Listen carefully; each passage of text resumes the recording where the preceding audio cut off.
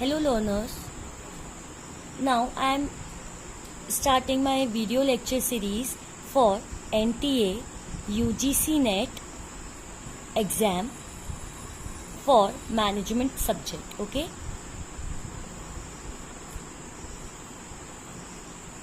And here I am starting managerial economics.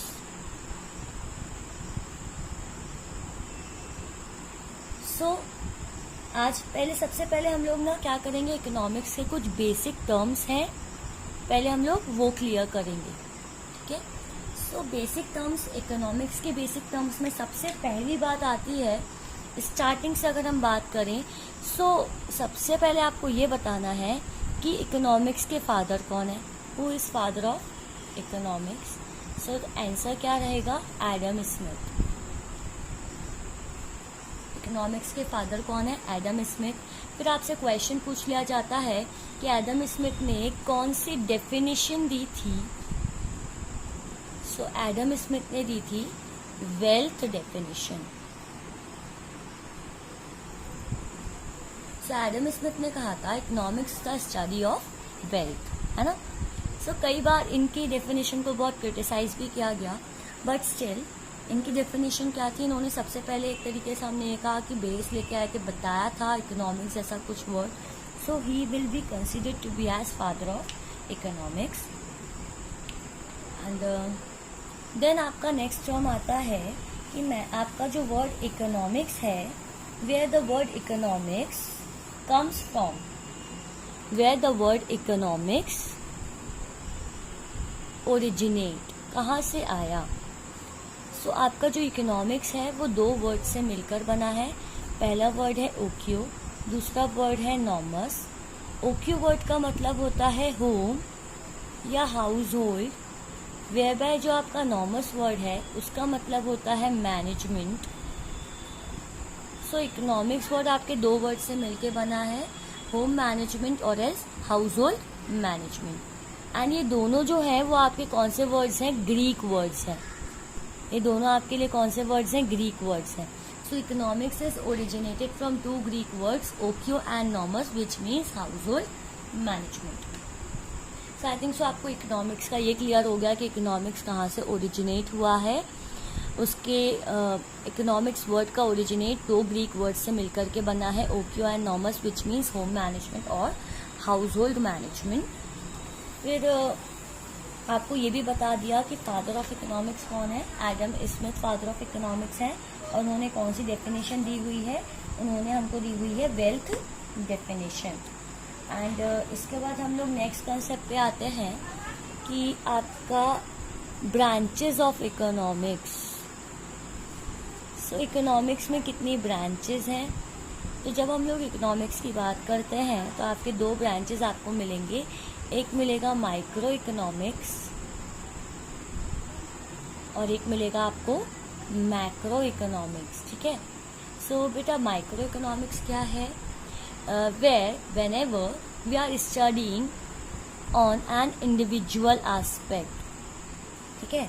अगर आप individual level पर स्टडी करोगे तो वो आपका कहलाएगा माइक्रो इकोनॉमिक्स। एंड अगर आप एग्रीगेट लेवल पर स्टडी करोगे, एज अ होल लेवल पर स्टडी करोगे, तो वो आपका कहलाएगा मैक्रो इकोनॉमिक्स, ठीक है। तो यहाँ पर इंडिविजुअल लेवल पर स्टडी हो रही है। एक एग्जांपल दूँ तो यहाँ पे अगर हम डिमांड की स्टडी करेंगे और यहाँ पर किसकी स्टडी करेंगे, एग्रीगेट डिमांड पर, ठीक है। सो ये आपका माइक्रो मैक्रो हो गया। माइक्रो वर्ड आया कहाँ से, where the word micro comes from and where the word macro comes from. आपको बताना है माइक्रो कहाँ से आया और मैक्रो कहाँ से आया। माइक्रो वर्ड आया है, ये भी अगेन ग्रीक वर्ड से आया है, माइक्रोस, और ये भी ग्रीक वर्ड से आया है, मैक्रोस। हियर माइक्रोस वर्ड का मतलब होता है स्मॉल और मैक्रोस वर्ड का मतलब होता है लार्ज। सो आपका माइक्रो इकोनॉमिक्स हो गया, मैक्रो इकोनॉमिक्स हो गया। माइक्रो कहाँ से आया, वर्ड माइक्रोस से, जिसका मतलब होता है स्मॉल। मैक्रो आया ग्रीक वर्ड मैक्रोज से, जिसका मतलब होता है लार्ज। यहाँ पर हम इंडिविजुअल लेवल पर स्टडी करते हैं, यहाँ पर हम एग्रीगेट लेवल पर स्टडी करेंगे। And yes one more point, अगर हम माइक्रो लेवल पर स्टडी करते हैं तो आपके मैक्रो वेरिएबल्स कांस्टेंट हो जाएंगे, है ना। समझना है इस बात को आप लोगों को, अगर आप लोग माइक्रो लेवल पर स्टडी कर रहे हो तो आपको मैक्रो वेरिएबल्स को क्या रखना है, constant. So when you are studying on at micro level, है ना, सो आपके यहाँ के वेरिएबल्स क्या रहने वाले हैं, constant.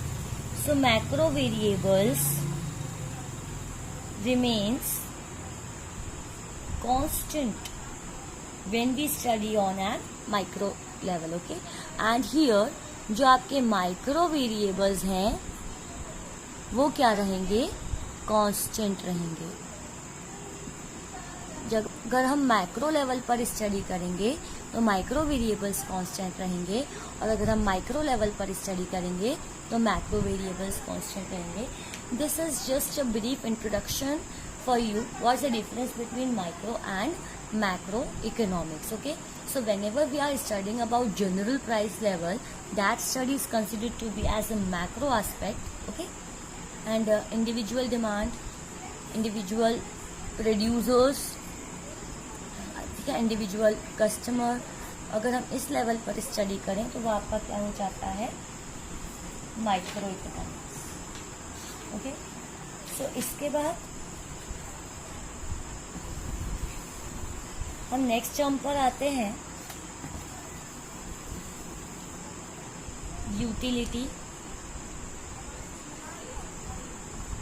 So utility means want satisfying power of a commodity, want satisfying power of a commodity।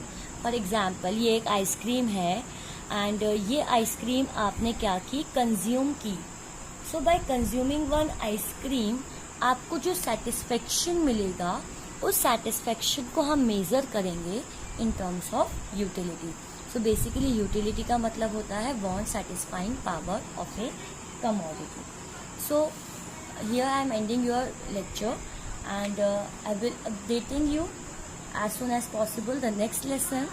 Thank you so much. Stay tuned and do subscribe our channel. Thank you so much.